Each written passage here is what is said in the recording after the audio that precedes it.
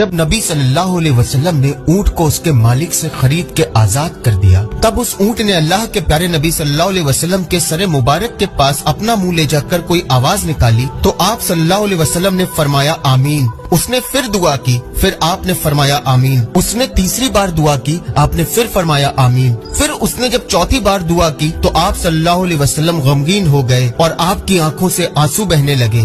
صحاباؤں نے پوچھا یا رسول اللہ صلی اللہ علیہ وسلم، یہ اونٹ کیا کہہ رہا ہے؟ آپ صلی اللہ علیہ وسلم نے فرمایا، اس نے پہلی دفعہ کہا اے نبی، اللہ تعالیٰ آپ کو اسلام اور قرآن کی طرف سے بہترین جزا عطا فرمائے۔ میں نے کہا آمین۔ پھر اس نے کہا قیامت کے دن آپ کی امت سے اسی طرح خوف کو دور فرمائے جس طرح آپ صلی اللہ علیہ وسلم نے مجھ سے خوف کو دور فرمایا ہے۔ میں نے کہا آمین۔ پھر اس نے دعا کی اللہ تعالیٰ دشمنوں سے آپ کی امت کے خون کو اسی طرح محفوظ رکھے جس طرح آپ نے میرے خون کو محفوظ فرمایا ہے۔ پھر چوتھی دفعہ اس نے کہا اللہ تعالیٰ آپ کی امت کے بیچ دشمنی اور نفرت نہ پیدا ہونے دے۔ یہ سن کر مجھے رونا آ گیا کیونکہ یہی دعا میں نے بھی اللہ سے مانگی تھی۔ تو اللہ تعالیٰ نے 3 دعا تو قبول کر لی، لیکن اس آخری دعا کے لیے اللہ تعالیٰ نے فرمایا اے نبی رحمت، آپ اس دعا کو نہ مانگے۔ اللہ کے حکم سے حضرت جبریل علیہ السلام میرے پاس آئے اور انہوں نے یہ پیغام دیا کہ آپ کی یہ امت آپس میں جنگ کر کے تباہ ہو جائے گی۔